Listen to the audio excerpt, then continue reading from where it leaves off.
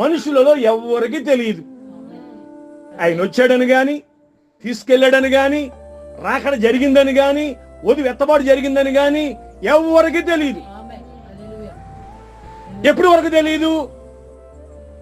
ఆ మృగము వాడే అంత్యక్రీస్తని లోకము అనగా ఇజ్రాయెల్ ప్రజలు గుర్తించినప్పుడు మాత్రమే సంఘము ఎత్తబాటు జరిగిందనేటువంటి విషయము ఈ బుద్ధి లేని కన్యకులు కూడా తెలుసుకుంటారు.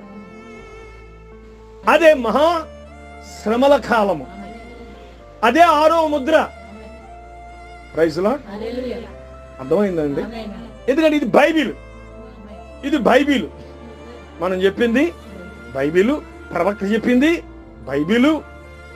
కానీ ఇప్పుడు చెప్తున్న బోధకులు బైబిల్ ఆధారం లేదు.